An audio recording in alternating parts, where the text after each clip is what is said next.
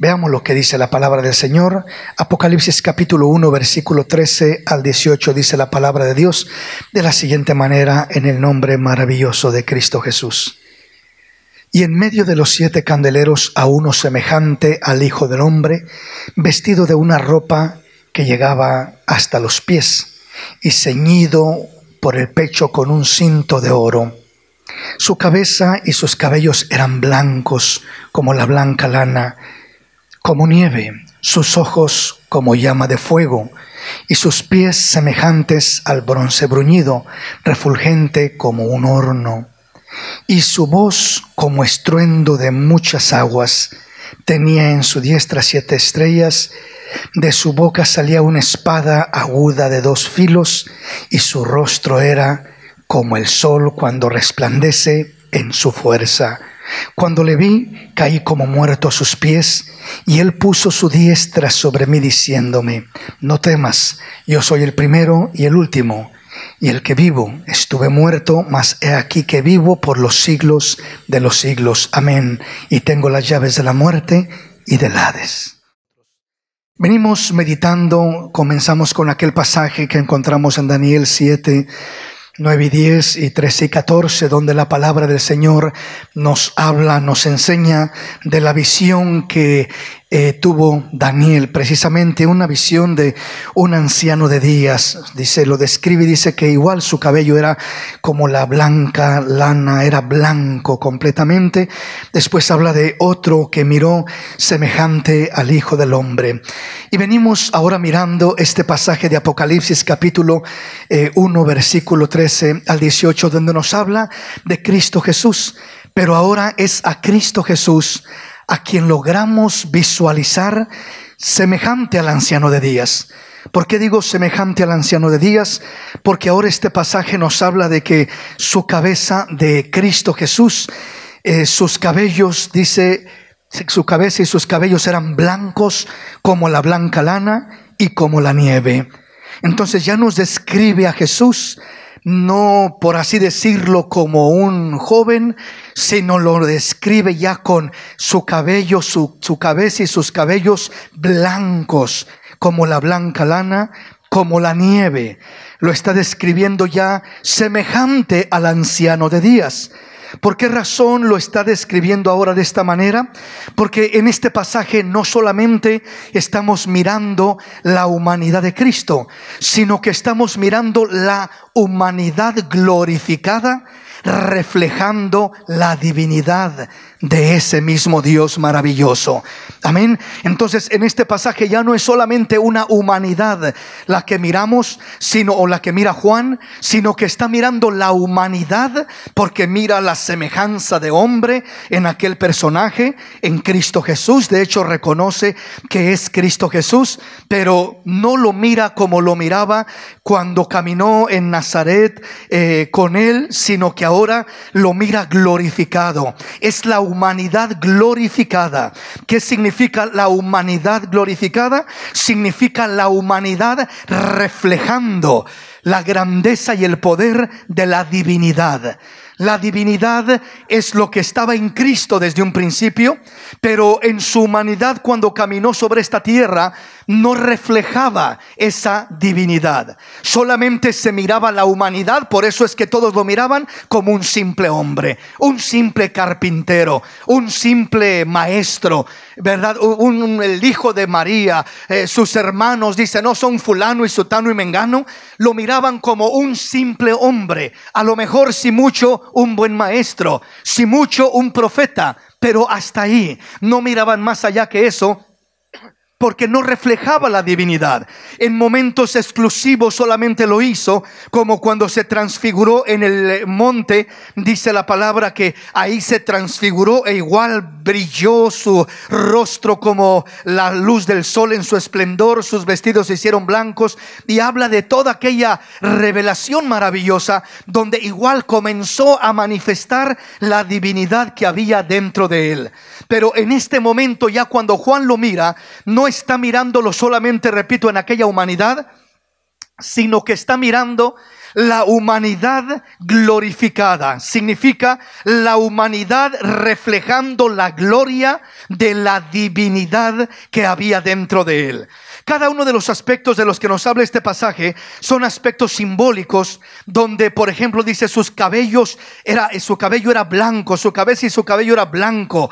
Esto nos habla de lo que es la eternidad de Dios, la eternidad de este mismo personaje, en este caso de Cristo, la eternidad. Su cabello blanco, dice, nos habla como quien dice el anciano de días en Daniel, mirábamos que nos hablaba de la eternidad, de que es anciano, no porque se ha envejecido, sino de que es anciano porque trasciende en existencia a cualquier ser, cualquier creación. No hay nadie que haya sido, no hay nada que haya sido creado antes que nuestro Dios. De Él procede todo, de Él proviene todo, y ese cabello blanco habla de su trascendencia, su eternidad. Antes de todas las cosas Él era, Él existe antes que todo. Amén. Entonces, cuando miramos a aquel anciano de días, lo miramos que refleja eso. Aquí Cristo Jesús refleja ese mismo aspecto, su cabello, su cabeza blanco como la nieve, como la lana.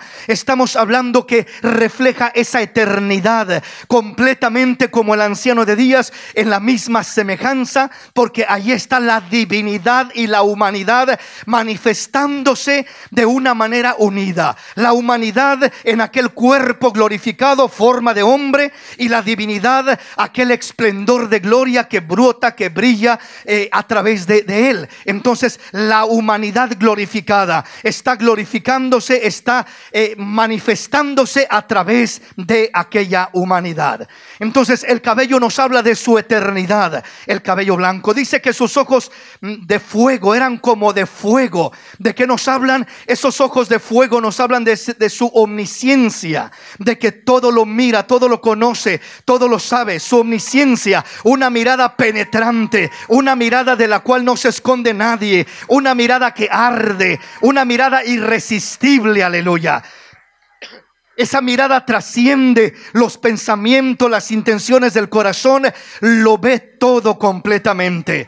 Luego nos habla de sus pies como de bronce. Los pies como de bronce nos hablan de su inmutabilidad. Es decir, Él es estable, Él nunca cambia. Él es el mismo ayer, hoy y por siempre. Aleluya. Él no deja de ser. Todo cambia, pero Él no cambia. Cielo y tierra pasarán, pero Él permanece firme, Él permanece igual. En Dios no hay mudanza ni sombra de variación. Él es el mismo, permanece igual. Aleluya. No solamente su inmutabilidad, sino que también miramos que su voz de estruendo nos habla de su autoridad. Aleluya. Su autoridad, su voz dice que se oía como el estruendo de muchas aguas. Esa es la voz de autoridad del Rey de Reyes y del Señor de Señores. Su palabra, su voz, cuando Él habla, es irresistible, es incomparable. Es una voz de autoridad. Aleluya. De su boca salía una espada aguda. Esta espada nos habla, por supuesto, de su palabra poderosa, su palabra viva, su palabra eficaz, más cortante que toda espada de dos filos, que penetra hasta partir el alma y el espíritu. La palabra irresistible de Dios es lo que salía de la boca del Señor, simbólicamente reflejada como una espada de dos filos. Aleluya. Y al final dice que su rostro era como el sol. ¿De qué nos habla ello? Nos habla de el resplandor de su gloria, la gloria de Dios brillando a través de aquella humanidad, el esplendor de su gloria, el esplendor de su hermosura manifestándose a través de aquella humanidad. Entonces todos los aspectos que Juan mira en Cristo Jesús de una manera estaba reflejando algo figurativamente, simbólicamente, y estamos mirando la humanidad glorificada que está reflejando la divinidad que habita en Cristo Jesús, Señor nuestro. Amén, mis hermanos. Vamos a avanzar y vamos a ir adentrando un poquito más a fondo. Vamos una vez más al libro de los Hebreos. Este pasaje lo miramos parcialmente y vamos a mirar un poquito más de este pasaje para entender más a fondo, y ahí vamos a ir internándonos en la palabra. Hebreos capítulo 1, versículo 5 al 8. Porque ¿a cuál de los ángeles dijo Dios jamás: mi hijo eres tú, yo te he engendrado hoy, y otra vez yo seré a él padre, y él me será a mi hijo? Y otra vez, cuando introduce al primogénito en el mundo, dice: adórenle todos los ángeles de Dios. Ciertamente de los ángeles dice: el que hace a sus ángeles espíritus y a sus ministros llama de fuego. Mas del Hijo dice: tu trono, oh Dios, por el siglo del siglo, cetro de equidad es el cetro de tu reino. Aquí nos dice claramente el versículo 8, más del Hijo dice: tu trono, oh Dios, por el siglo del siglo, cetro de equidad es el cetro de tu reino. Al Hijo no simplemente lo declara como un ángel, lo declara como un profeta o lo declara como un ser especial, sino que dice: más del Hijo dice, de Cristo dice lo siguiente la Escritura: tu trono, oh Dios, por el siglo del siglo. Esa es la declaración sobre Cristo Jesús, diciéndonos que Cristo es declarado Dios, Dios, Dios, Dios. No otro Dios, porque no hay muchos dioses, sino el único Dios verdadero, porque solo hay un Dios. No hay dos dioses, no hay tres dioses, no hay cuatro dioses, solamente hay un solo Dios. Entonces, más del Hijo dice: tu trono, oh Dios, tú eres Dios por el siglo del siglo, cetro de equidad es el cetro de tu reino. Pero entonces, ¿cómo viene la similitud de ser declarado hijo y de ser declarado Dios al mismo tiempo? Mas del Hijo dice: tu trono, oh Dios. Jesús era hijo, pero era Dios. Fue declarado hijo, pero fue declarado Dios. Era hijo, pero al mismo tiempo era Dios. Hijo en su humanidad, Dios en su divinidad. Aleluya. En lo humano siempre fue hijo, fue hombre, pero en lo divino siempre fue Dios. La divinidad y la humanidad juntos desarrollándose, allí estaban en un mismo ser, pero dos naturalezas distintas. La humana declarado como hijo, la divina declarado como Dios. Como hijo nació, vivió, caminó, por eso es declarado hijo. Mas como Dios, Él nunca tuvo principio, Él nunca tuvo fin. Él siempre ha sido, siempre será por toda una eternidad, porque es Dios, aleluya. Y como Dios no tiene un inicio, no tiene un final, Él es el principio de todo, Él es el fin de todas las cosas, aleluya. Bendito sea el nombre del Señor. Ahora veamos esta palabra que es una palabra clave. El versículo 5 una vez más dice: porque ¿a cuál de los ángeles dijo Dios jamás: mi hijo eres tú, yo te he engendrado hoy? Yo te he engendrado hoy. Esa palabra es importante entenderla. Cuando hablamos de la declaración que se hace sobre Cristo: mi hijo eres tú, yo te he engendrado hoy. Cuando hablamos de ser engendrado debemos entender esto: Jesús fue engendrado, no fue creado. Jesús fue engendrado, no fue creado. Si Jesús hubiera sido creado, sería una creación más de Dios. Sería como un ángel que fue creado. Sería como algún ser especial que Dios creó, un querubín, un serafín, algún ser. Ellos son creación de Dios, por grandes y hermosos que sean, son creación de Dios. El mismo Satanás es un ángel, fue un ángel, es un ángel caído ahora y fue creado por Dios de igual manera. Entonces, como creación son criaturas de Dios, pero jamás son creadores y jamás son dioses. Son criaturas de Dios. ¿Me explico? Ningún ángel es Dios o semejante a. Ningún demonio, ningún querubín, ningún serafín, ningún principado, ninguna potestad. Nadie es Dios o igual a Dios o semejante a Dios o se le puede llamar Dios. Mas del Hijo dice: tu trono, oh Dios, tú eres el Dios de los cielos, tú eres el Dios altísimo. De ti se declara que eres Dios, de nadie más se hace esa declaración. Pero del Hijo se dice: tu trono, oh Dios, por el siglo del siglo. Entonces, sobre Cristo Jesús miramos esa declaración, esa identidad. Pero bueno, entonces decimos: Cristo Jesús fue engendrado no creado, porque claramente dice: yo te he engendrado hoy. No fue creado, sino engendrado. Ahora, si miramos que no fue creado, porque repito, si fuera creado, sería una criatura de Dios y no Dios. No sería Dios, simplemente sería una criatura de Dios, Cristo Jesús. Sería un hombre, un profeta, un hombre especial, pero nada más que eso. No pasaría de ser eso. Pero Jesús no es un simple hombre, no es un simple profeta, no es ni siquiera un ángel o un arcángel como algunos lo dicen. Jesús es Emmanuel, Dios con nosotros, aleluya. Jesús es Dios entre nosotros. Jesús es Dios en aquella humanidad cubriendo la divinidad, aleluya, bendito el nombre del Señor.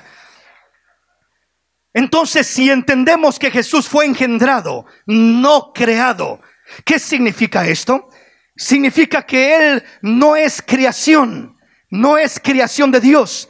Pero entonces, ¿qué es si no es creación de Dios? No es creación de Dios, sino manifestación de Dios. Esto es lo que significa que Jesús fue engendrado, que no fue creación de Dios, sino manifestación de Dios. Y ahorita le voy a explicar por qué más ampliamente. Hay grande diferencia hacer una creación a hacer una manifestación. ¿Sí me explico? Dios es un solo Dios verdadero. Entonces no creó a otro Dios diferente, no creó a otro Dios más pequeño, como algunos lo dicen, como los testigos de Jehová por ahí lo dicen, que Jesús es una creación, que Dios lo creó, es un Dios, pero es un Dios chiquito. Así lo dicen, ¿verdad? De ninguna manera. No hay un Dios grande y un Dios chiquito. Hay solamente un Dios todopoderoso, un creador del cielo y de la tierra. Solamente hay un único Dios verdadero, y fuera de Él no hay más dioses, aleluya. Entonces, Jesús no es creación de Dios, sino manifestación de Dios. Es una gran diferencia entre estas dos declaraciones. Hablar de creación de Dios es hablar de que viniera a existir cuando vino a nacer en esta tierra. Pero cuando hablamos de manifestación, no hablamos de que viniera a existir, sino que hablamos de que ya existía desde mucho antes que María existiera, mucho antes que Abraham existiera, antes que Abraham fuese yo soy. Le dijo Jesús a Abraham: yo soy desde mucho antes que aún se formara la tierra. Yo veía a Satanás caer del cielo a la tierra como un rayo. Dijo a sus discípulos: Él es antes de todas las cosas. Él trasciende todas las cosas. Él no depende de nadie ni de nada, porque Él es el que da vida a todo y el que da inicio a todo, porque Él es el que lo fundó todo. Bendito su nombre. Pero vamos a entenderlo más a fondo. Jesús fue engendrado, no creado. Esto quiere decir que no es creación de Dios, sino manifestación de Dios. Vamos a entender qué significa eso. Déjame comienzo con esta declaración, con estas palabras. ¿Cuál es la diferencia en este caso entre lo que es el nacimiento o el engendramiento? Vamos a usar ese término, el ser engendrados, de un ser humano natural, hablando de todo el ser humano, la raza humana que ha sido engendrada, a diferencia de Cristo Jesús cuando Él fue engendrado. Lo primero que debemos de entender es lo siguiente: cuando todo ser humano, usted y yo, todo hombre y mujer, fuimos engendrados, fue a través de la unión de papá y de mamá. La semilla de papá, el óvulo de mamá, se unieron y se realizó la concepción en ese momento, y ahí inicia. Ahí comienza lo que es el principio de una vida, de una persona, de usted, de mi persona, de cada uno de nosotros. Ahí comienza la nueva vida. La vida de esa persona inicia ahí. Antes de que esté esa vida ahí, o antes de que surja la concepción en aquella unión entre papá y mamá, lo que sucede prácticamente es que el hombre no existe. El hombre comienza a existir o llega a su existencia cuando llega la concepción. Ahí es donde surge, ahí es donde brota lo que es la existencia. Comienza una vida, comienza un ser. Repito, antes de eso no había la existencia de esa persona. Y digo esto por la siguiente razón, porque hay doctrinas, por ejemplo la doctrina de los mormones. Ellos creen que Dios tiene muchas esposas en el universo y que Él se une con esas esposas íntimamente y que produce espíritus, o sea, los hijos que produce, que son espíritus y que tiene muchos espíritus allá arriba en el universo, y que cuando acá en la tierra una pareja se une y conciben un hijo, que Dios manda uno de esos espíritus para que hagan su habitación en ese cuerpo de carne que se está formando en la concepción de aquel bebé, de aquella pareja, ¿verdad?, que se está formando, cosa que es completamente antibíblica. Es no entender la palabra y malinterpretarla. ¿Por qué razón? Porque ellos toman pasajes y los sacan de su lugar. Pasajes como cuando dice la palabra que Dios nos escogió desde antes de la fundación del mundo. Entonces dicen, bueno, si Dios nos escogió desde antes de la fundación del mundo, es porque ya existíamos aún antes de que existiera el mundo.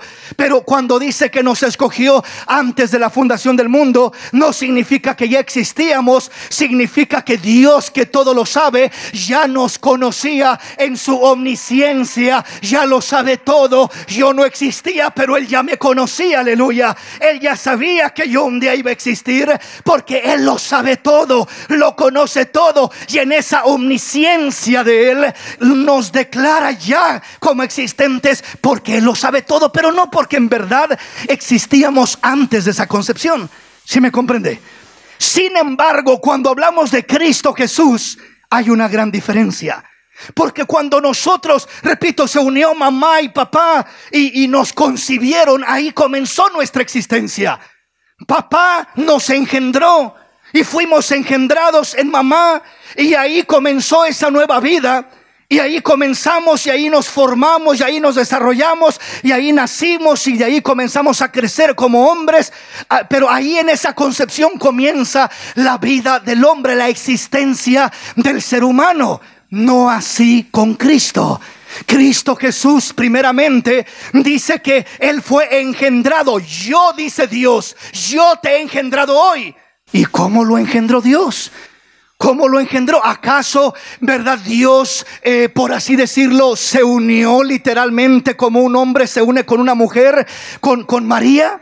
Eso es lo que declara de alguna manera la Iglesia Popular cuando dice que María es madre de Dios, hija de Dios Hijo, esposa de Dios Espíritu Santo. Se dice de María que ella es hija de Dios Padre, madre de Dios Hijo y esposa de Dios Espíritu Santo. O sea, como que Dios vino y tuvo relaciones con María, y de ahí es que nació Jesús, por una relación entre un Dios divino y un ser humano. Pero eso es antibíblico, eso es completamente errado, eso es ignorar las Escrituras y el poder de Dios, aleluya. Que Dios no necesita la ayuda de un ser humano para manifestar su gloria y su poder y nacer como un hombre en esta tierra, aleluya.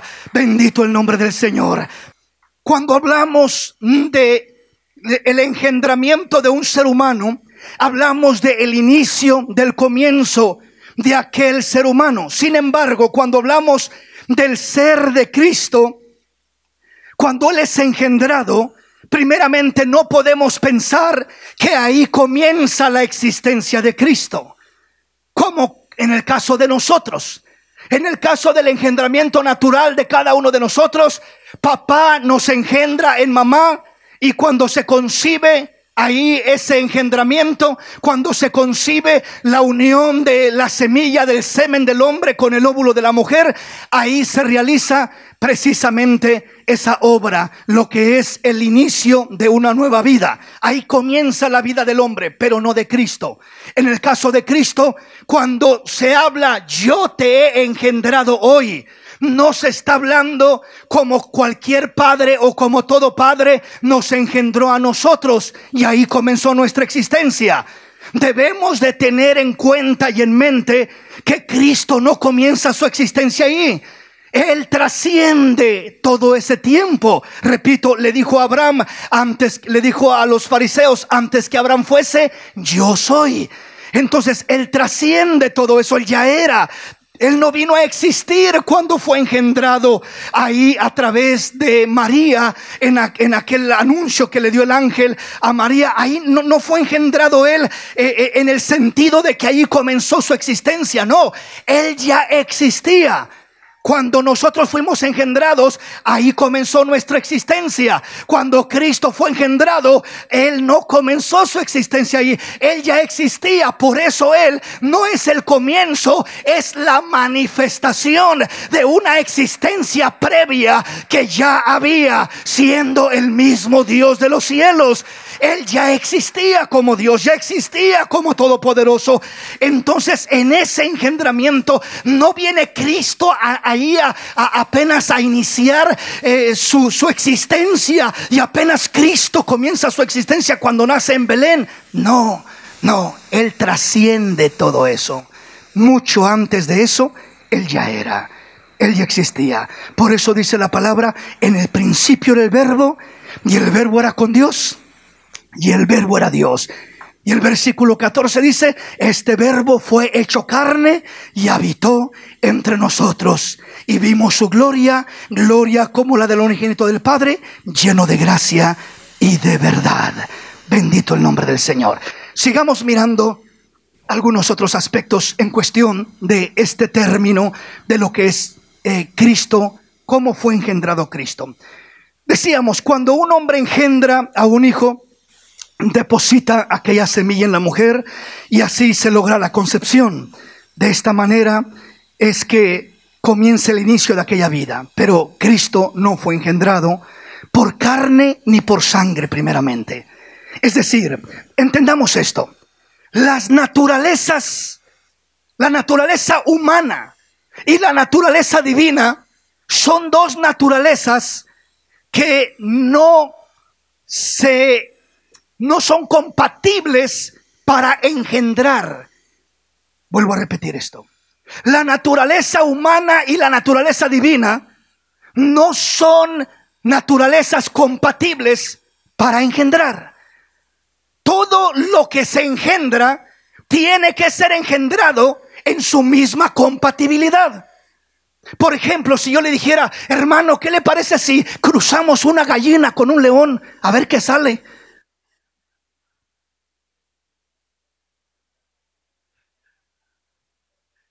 Digo, pues, es un ejemplo nada más, ¿verdad? ¿Usted cree que lo podríamos hacer? No se puede cruzar y que salga un león volador o algo por ahí.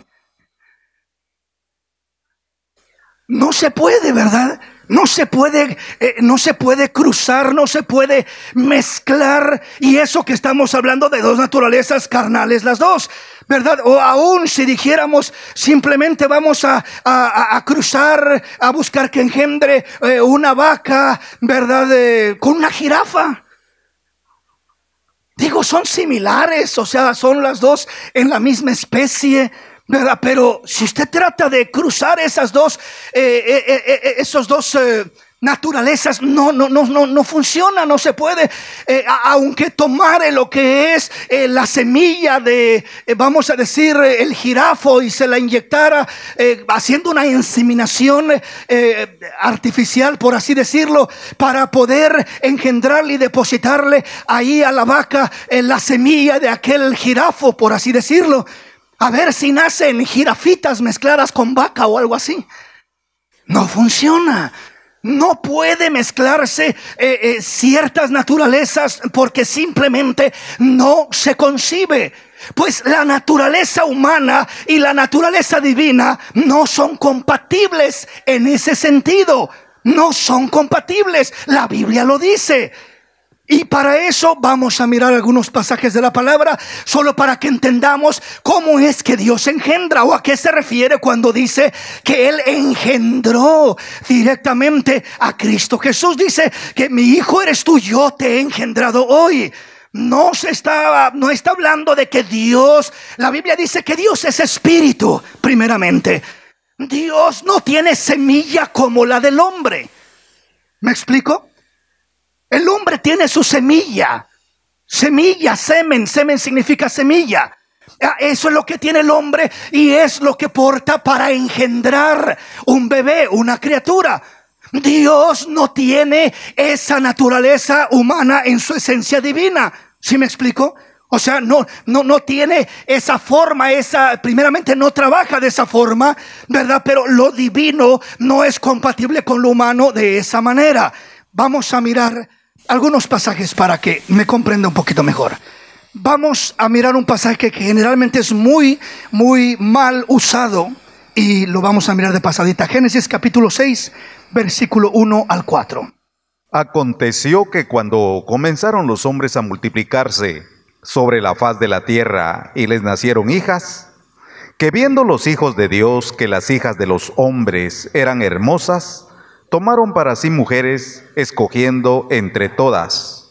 Y dijo el Señor: no contenderá mi espíritu con el hombre para siempre, porque ciertamente él es carne, mas serán sus días 120 años.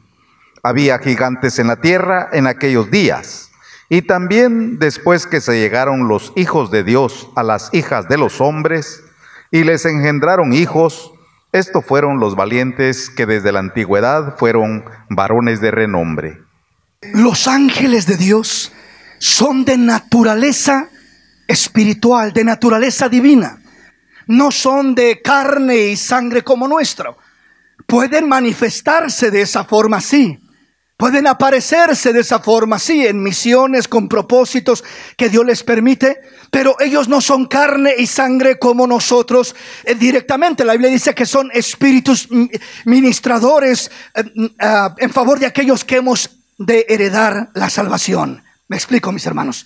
Pero este pasaje se utiliza comúnmente para hablar de que los ángeles de Dios miraron a las hijas de los hombres que por allí se estaban bañando en un río y se miraban muy atractivas y muy provocativas y muy bonitas, y les gustaron tanto que dejaron allá el cielo y dijeron: mejor me voy a buscar una de esas muchachas allá en la tierra, ¿verdad? Esa es la explicación que se da y la famosa doctrina que tantas iglesias han abrazado sin ningún fundamento real. Entonces, se dice que aquí, cuando dice aconteció que cuando comenzaron los hombres a multiplicarse sobre la faz de la tierra y les nacieron hijas, dice que viendo los hijos de Dios. Cuando dice aquí que viendo los hijos de Dios, dicen que está hablando de los ángeles. Cuando allá en Hebreos dice: ¿a cuál de los ángeles dijo Dios jamás? Mi hijo eres tú. ¿Sí me explico?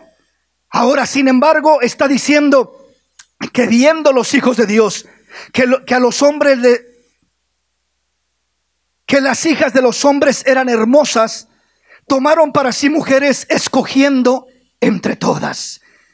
Luego dice el versículo 3: y dijo el Señor: no contenderá mi espíritu con el hombre para siempre, porque ciertamente él es carne, mas serán sus días 120 años. Vea usted primeramente lo que nos va diciendo. El versículo 2 nos habla de que viendo los hijos de Dios que las hijas de los hombres eran hermosas, tomaron para sí mujeres, escogiendo entre todas.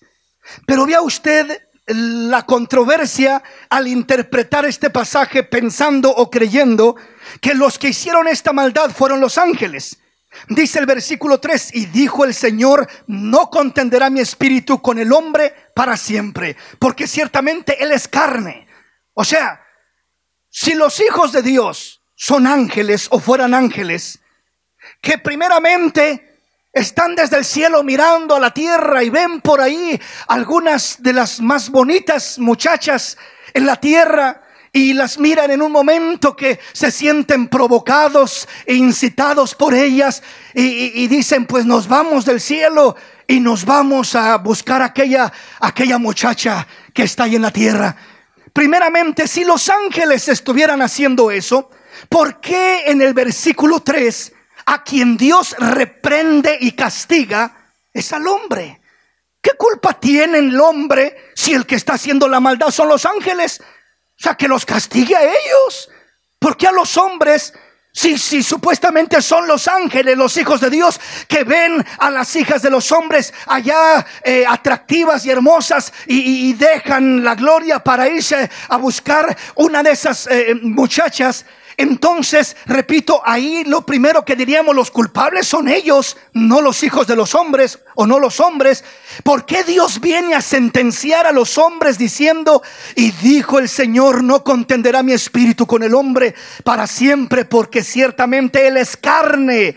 Está hablando de la carne del hombre, la naturaleza humana es la que es tentada, es la que es atraída a ver a las hijas de los hombres, a ver a las mujeres hermosas del mundo que no conocían a Dios, que no tenían temor de Dios, que posiblemente vestían completamente provocativas y todo aquello. Entonces está hablando no de los ángeles de Dios, sino de la descendencia de Caín. Esos son los hijos de los hombres. Y está hablando de la descendencia de Set. Esos son los hijos de Dios que miraron a las hijas de los hombres, a la descendencia de Caín. Entre ellos miraron a las mujeres, por así decirlo, mundanas, muy hermosas, muy atractivas, y se mezclaron y tomaron para sí mujeres, engendrando así hijos de esas mujeres, y eso corrompió el linaje santo. Lo único que mantenía la tierra sin que Dios la destruyera, a pesar de la maldad de la descendencia de Caín, eran los hijos de Dios que adoraban, que glorificaban, que servían al Dios de los cielos. Aleluya. Era lo único que detenía el juicio de Dios sobre la tierra. En este tiempo es lo mismo. La Biblia dice que nosotros somos la sal de la tierra. Nosotros somos la luz del mundo. La iglesia de Cristo es lo único que detiene el juicio de Dios a caer sobre esta tierra. Por eso un día la iglesia va a ser arrebatada, y desde el instante que la iglesia sea arrebatada, nadie podrá detener el juicio de Dios sobre esta tierra, sino que caerá el juicio de Dios sobre esta tierra. Nadie podrá impedirlo. Me explico, mis hermanos. Luego se dice que la unión entre esos ángeles y esas mujeres, que de ahí nacieron gigantes. La Biblia no dice eso. Lea claramente el versículo 4, que dice: había gigantes en la tierra en aquellos días. O sea, ya había gigantes antes que pasara eso. No fueron los gigantes que vinieron como resultado, como se dice y como se cuentan los cuentos y las fábulas que vienen de lo que son Grecia, lo que es todo allá, el tiempo antiguo, todas esas fábulas, esa mitología que hablan de la unión de dioses con mujeres y de diosas con hombres, y que nacían superhombres como Hércules, y cada fábula y cada historia que viene de todos esos pueblos paganos desde la antigüedad. Son historias que vienen desde ese tiempo, pero no son realidades. Porque aquí nos dice que había gigantes en la tierra en aquellos días. Ya había gigantes. Y también después que se llegaron los hijos de Dios a las hijas de los hombres. Lo dice claramente. Ya había gigantes antes, y también después siguió habiendo gigantes. ¿Sí me explico? Hasta el tiempo de David había gigantes. Como David mató a aquel grande gigante llamado Goliat, lo miramos, y nos sigue hablando la escritura de cómo otros hombres valientes de Dios mataron más gigantes y más gigantes en diferentes momentos y en diferentes ocasiones. Entonces, los gigantes no son el producto de la unión de un ángel con una mujer. Esa es una fábula de Hollywood que no es real, sino que realmente esos gigantes ya existían. Entonces simplemente se unieron los hijos de Dios con las hijas de los hombres y les engendraron hijos, Y sí dice que les engendraron hijos, y estos fueron los varones que desde la antigüedad fueron varones de renombre. O sea, de que fueron hombres que resaltaron, si lo fueron, nos lo declara de renombre, pero no nos dice que de ahí, de esa unión, hayan venido gigantes, como un tipo de castigo o algo así, porque no era un ángel con una mujer, era un hijo de Dios, de la descendencia de Set, con la unión de aquellas mujeres que no creían en el Señor. ¿Estamos comprendiendo? Hermanos, si los ángeles, en este caso, los ángeles caídos, porque esos ángeles desde el instante, si fueran ángeles, supongamos por un momento, que desde el momento que dejaran la gloria para venir a meterse con mujeres, ya serían no ángeles, sino ángeles caídos. Y en otra palabra, ¿qué son los ángeles caídos? Demonios. Si un demonio pudiera unirse con una mujer y engendrar un hijo perverso, malvado, malioso, tipo monstruo, pues ¿usted cree que no lo hubieran hecho ya? ¿Usted cree que no hubieran plagado esta tierra de monstruos ya? Mezclado hombre con demonio. Pero eso es contra naturaleza. Eso no existe, eso no funciona, eso no puede ser. ¿Cómo lo sabemos? Porque la Biblia lo dice. Vamos a la palabra. Mateo capítulo 22, versículo 23 al 30. Aquel día vinieron a él los saduceos, que dicen que no hay resurrección, y le preguntaron, diciendo, Maestro, Moisés dijo, si alguno muriere sin hijos, su hermano se casará con su mujer, y levantará descendencia a su hermano. Hubo pues entre nosotros 7 hermanos. El primero se casó y murió, y no teniendo descendencia, dejó su mujer a su hermano. De la misma manera también el segundo y el tercero hasta el séptimo. Y después de todo murió también la mujer.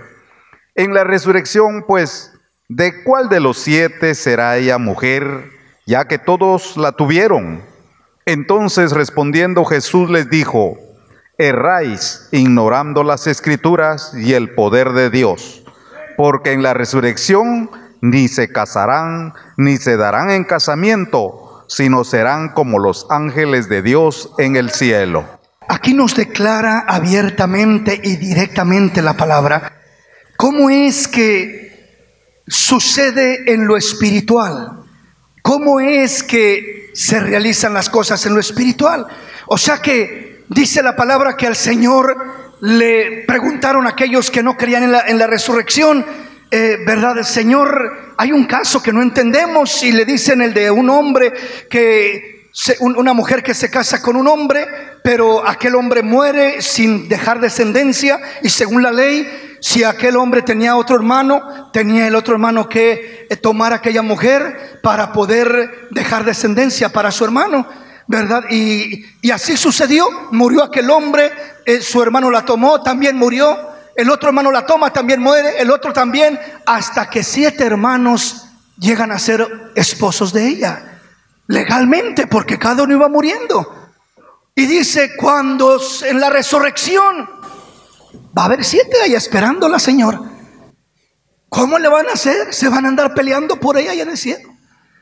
Y en veces como que esa es la mente carnal, humana, terrenal, que el hombre tiene acá abajo. Oh, yo cuando llegue, yo con mi esposa ya voy a seguir en el cielo.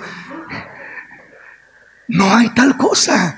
El matrimonio es para la tierra, hermano. Y no voy a conocer a mi esposa. Sí va a conocer a su esposa, pero no se va a relacionar con ella en la relación de hombre y mujer como aquí, sino que va a ser una relación perfecta y plena en un sentido espiritual, en una plenitud de Dios, en la gracia, en la gloria, en la bendición de Dios. No va a ser algo carnal ni terrenal.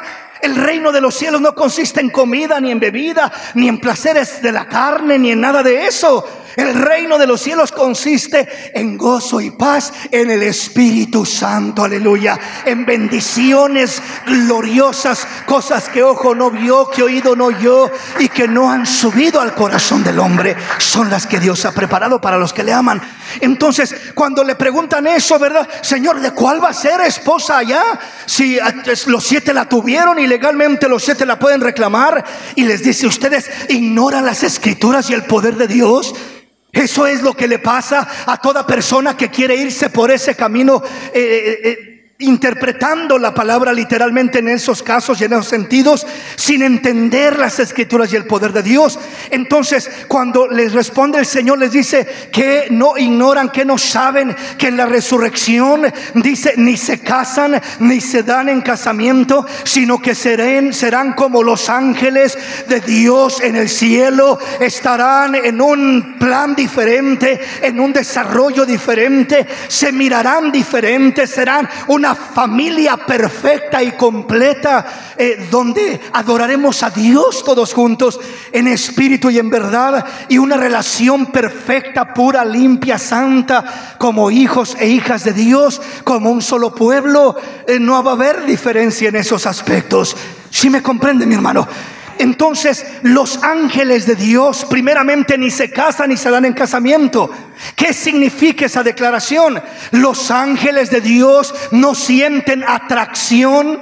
Los ángeles de Dios es como si yo le dijera a usted, hermano, si usted mirara una gallina bonita que pasa por aquí por un pasillo, ¿se enamoraría de esa gallina y diría, qué hermosa, me quiero casar con ella? Pues ¿quién se va a sentir atraído a una gallina, verdad? Digo, a menos que esté mal de la cabeza o algo. Pero de otra manera no. ¿Por qué? Porque no es la compatibilidad de naturalezas. No hay un atractivo en ese tipo de naturaleza. Mirará a la gallina y diciendo, me gusta mucho para comerme la asada posiblemente, pero no para algo diferente. Ahora, cuando hablamos de un ángel en naturaleza divina, están en un esplendor de gloria, en un gozo, en una plenitud de bendición, que el mirar a una mujer, por hermosa que sea en esta tierra, yo creo que la mira así semejante a una cucaracha. Con mucho respeto lo digo. Digo, no va a dejar algo superior y maravilloso a algo corruptible, carnal, terrenal, que la palabra dice que la hermosura de una persona es por un instante, es como la flor del campo, sale por la mañana, crece, florece y por la tarde ya se está secando y se convierte en polvo esa hermosa flor. Así es la vida del hombre, como la flor del campo. Pero la gloria de Dios, esa no se marchita, esa cada día se va renovando, esa cada día es más linda, más hermosa. Y es a lo que somos llamados a buscar, y es lo que vamos a alcanzar un día, cuando nuestro cuerpo sea glorificado y seamos semejantes a los ángeles. Lo carnal, lo terrenal, lo humano va a quedar en esta tierra, va a quedar tirado, va a quedar sin antojo, va a quedar sin gusto, va a quedar sin deseo, porque cosas que ojo no vio, ni oído oyó, ni han subido al corazón del hombre, son las que Dios ha preparado para los que le aman, algo mucho superior, aleluya, a lo que estamos mirando en esta tierra. ¿Sí me explico? Es como si le dijera yo a usted, hermano, si usted viviera en un muladar por ahí muriéndose de hambre y en lo peor, y de repente se fuera a una mansión a Beverly Hills, ¿le gustaría regresar al mismo basurero? Pues la verdad que no. Por eso hay muchos testimonios de personas que llegan a tener una experiencia donde contemplan lo divino, en experiencias entre vida y muerte. Y aquella persona dice, yo ya no quiero regresar, yo ya no quería regresar, me dolió regresar, Señor, ya déjame acá. ¿Por qué razón? Porque mucho mejor es lo eterno que Dios tiene para nosotros que lo temporal y terrenal, corrupto, pecaminoso que hay en esta tierra, aleluya. Mucho mejor es lo celestial. Bendito el nombre del Señor. Amén, mis hermanos. Vayamos mirando entonces, en este pasaje una vez más miramos claramente que los ángeles de Dios no se casan ni se dan en casamiento. Los demonios son una semejanza, solamente que son ángeles caídos, porque los demonios no son otra cosa que eso. El primer demonio sabemos que fue Satanás, quien se rebeló contra Dios, fue desechado y se convirtió de luz bella, un arcángel glorioso, a algo repugnante, terrible, horrible, que viene siendo ya lo que ahora se conoce como Satanás. No solamente él, sino dice la palabra que él arrastró la tercera parte de los ángeles y se la trajo consigo, lo cual se convirtieron en lo mismo que él, ángeles caídos, demonios. Entonces la naturaleza de un ángel, primeramente los ángeles no tienen, repito, atracción hacia una mujer. Segundamente, aunque la tuvieran, que no la tienen, pero aunque la tuvieran, no tienen la capacidad ni posibilidad para engendrar.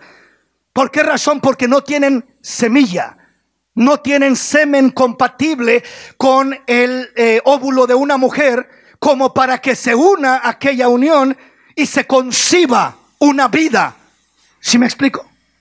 O sea, no se puede concebir una vida porque no hay la compatibilidad en naturalezas. Entonces, repito, si un demonio pudiera engendrar un hijo, ya hubieran poblado esta tierra de monstruos, por así decirlo. Porque si en verdad pudiera engendrar un demonio un hijo en una mujer, ¿qué saldría? ¿Qué fruto? Solo imagínese. Algo terrible, ¿no? Pero entonces no es algo posible, no es algo que sucede. Y en el caso de Dios en este caso él dice: mi hijo eres tú, yo te he engendrado hoy. Pero ¿cómo lo engendró Dios? ¿Cómo es que engendra Dios? ¿Acaso engendra como un hombre, uniéndose sexualmente con, en este caso, María, para engendrar aquel hijo? De ninguna manera. Dios no engendra de esa forma. Dios es espíritu. Dios engendra de una manera diferente. Veamos cómo engendra Dios. Venga conmigo, vamos a Pedro. Primera de Pedro, capítulo 1, versículo 22 al 25. Habiendo purificado vuestras almas por la obediencia a la verdad, mediante el Espíritu, para el amor fraternal no fingido, amaos unos a otros entrañablemente de corazón puro, siendo renacidos no de simiente corruptible, sino de incorruptible, por la palabra de Dios que vive y permanece para siempre. Porque toda carne es como hierba, y toda la gloria del hombre como flor de la hierba. La hierba se seca y la flor se cae, mas la palabra del Señor permanece para siempre. Y esta es la palabra que por el Evangelio nos ha sido anunciada. Dice el apóstol Pedro que nosotros hemos sido engendrados no de simiente corruptible, sino incorruptible. La simiente corruptible, ¿cuál es? La simiente corruptible es la semilla del hombre, que produce la carne, la materia, la humanidad, al hombre, a la mujer, lo que vemos nosotros delante de nosotros. Papá, mamá nos engendraron, papá nos engendró de simiente corruptible. Por eso es que esa semilla brotó, nacimos, crecimos, pero nos vamos a morir. O sea, nos vamos desgastando, deteriorando, corrompiendo, enfermedades. Y aunque no se enfermara de ninguna enfermedad y viviera una burbuja que no le toque ni un virus, de viejo se muere porque se muere. Sí, o sea, no dura mucho el hombre, por más que quiera preservar la vida. El hombre simplemente se va desgastando, deteriorando y se va muriendo. ¿Por qué razón? Porque es nacido de simiente corruptible. Nosotros tenemos dos nacimientos. El primer nacimiento es de simiente corruptible, del cual viene nuestro cuerpo, nuestra naturaleza humana. Pero luego viene el segundo nacimiento, que también se llama el nuevo nacimiento, nacidos de Dios. Es donde somos identificados como hijos del Dios Altísimo, aleluya. Ahí es donde fuimos engendrados. Ahora fuimos engendrados ya no por simiente corruptible, sino por simiente incorruptible, por la palabra de Dios que vive y permanece para siempre. Ahora, si yo le preguntara, ¿cuándo Dios engendra? ¿Usted cree que Dios engendra con simiente corruptible o incorruptible? Incorruptible. Incorruptible. Primeramente, cuando Cristo es engendrado, la simiente de Dios, porque para ser engendrado una persona se requiere de una semilla, se requiere de una simiente. Entonces la semilla de Dios, dice este pasaje, que fuimos engendrados no por simiente corruptible como la de nuestros padres, sino por simiente incorruptible, por la palabra de Dios que vive y permanece para siempre. Bendito el nombre del Señor. Esa es la semilla con la que hemos sido engendrados nosotros. No, la semilla de Dios no es una semilla carnal, no es una semilla corruptible, no es una semilla como la del hombre. La semilla de Dios es la palabra de Dios.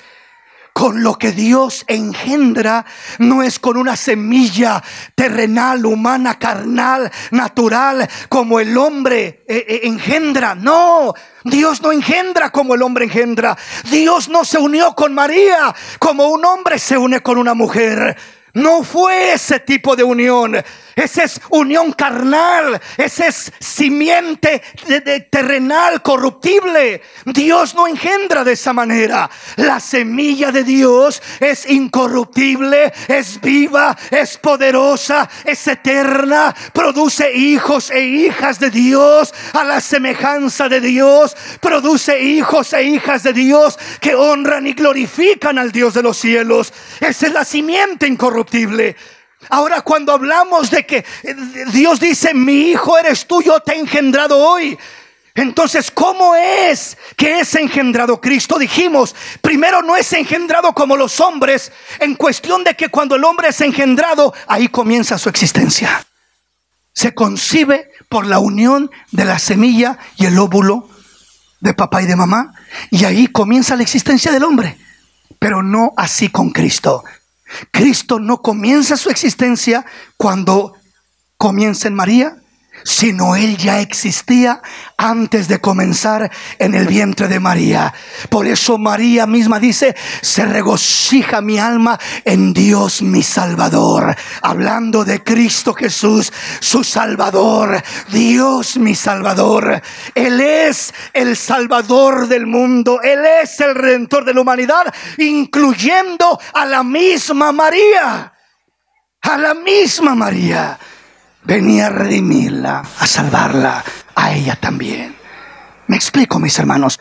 Entonces, Dios, cuando dice yo te he engendrado, no está creando un ser allí. No comienza la existencia allí, porque ya Cristo sería creación y no Dios. Segundo, no lo está engendrando uniéndose Dios como se une un hombre con una mujer, uniéndose con María. No. Entonces, ¿cómo lo engendra? Por eso en este caso engendrar no es crear, sino es manifestar. Dios se manifiesta en aquella humanidad. El Verbo se hizo carne y habitó entre nosotros, y vimos su gloria, gloria como la del unigénito del Padre, lleno de gracia y de verdad. El Verbo se encarna, la palabra misma se encarna. Veamos un ejemplo de ello para tener más clara la palabra. Vamos a Juan capítulo 1. Juan capítulo 1, versículo 1 al 3 y luego del 12 al 14. En el principio era el Verbo, y el Verbo era con Dios, y el Verbo era Dios. Este era en el principio con Dios. Todas las cosas por Él fueron hechas, y sin Él nada de lo que ha sido hecho fue hecho. Pasémonos al versículo 12 hasta el 14.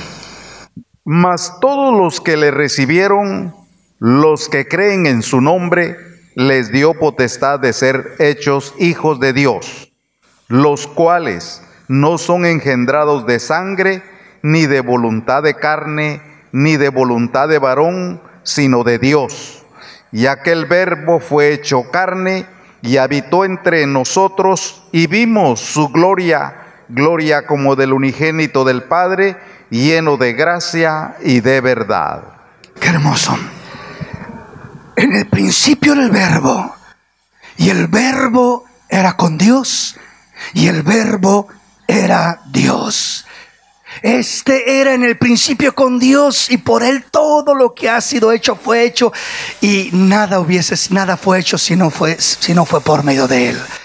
Y luego dice que a los suyos vino y los suyos no le recibieron, por tanto a todos los que le recibieron les dio potestad de ser hechos hijos de Dios, los que no son engendrados por carne, por sangre, por voluntad de varón, sino por Dios. Y aquel Verbo se hizo carne y habitó entre nosotros.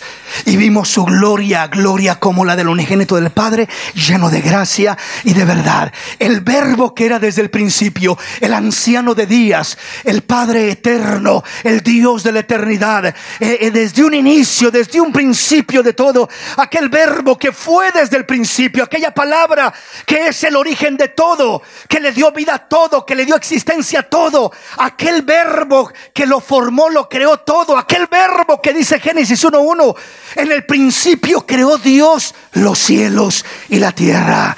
Por su palabra los creó.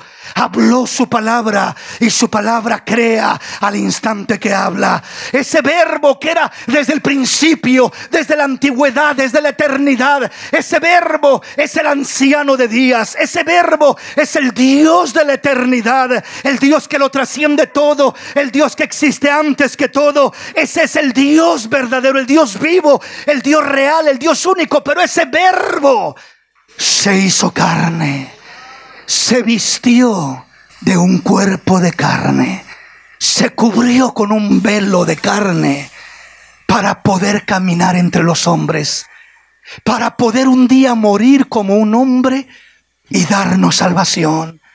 ¿Cómo fue engendrado ese Verbo? ¿Cómo fue engendrado ese Hijo? ¿Cómo fue engendrado Jesús? Dice: mi Hijo eres tú, yo te he engendrado hoy. Es decir, no fue engendrado por una semilla corruptible, no fue engendrado para que comenzara su existencia ahí, no fue engendrado como un hombre y una mujer tienen a un hijo y se unen y nace aquel hijo. No fue engendrado de esa manera, sino que Él fue manifestado. El Verbo se hizo carne, se manifestó en forma de hombre, se cubrió de cuerpo, se cubrió de carne, se tomó forma de hombre para habitar entre los hombres, para vivir como un hombre, naciendo como un hombre, viviendo como un hombre, muriendo como un hombre y resucitando al tercer día para darnos la victoria. Esa es la bendición, esa es la victoria de Cristo. Entonces el ser engendrado nos habla de ser manifestado. Nos habla no de comenzar un inicio ahí como todos nosotros cuando fuimos engendrados, sino que Él ya existía, solo se manifestó para cubrirse de humanidad y caminar entre los hombres para cumplir el plan perfecto que estaba diseñado. Emmanuel, Dios con nosotros, Dios salvándonos a nosotros, Dios redimiéndonos a nosotros. Ese es el misterio de la piedad del que habla Pablo. Dios fue manifestado en carne, aleluya. Es la encarnación de nuestro Rey. Aquí me voy a detener para continuarle con puntos muy hermosos en esta línea que vamos a estar mirando, pero hoy me detengo acá y vamos a acercarnos a hablar con el Rey.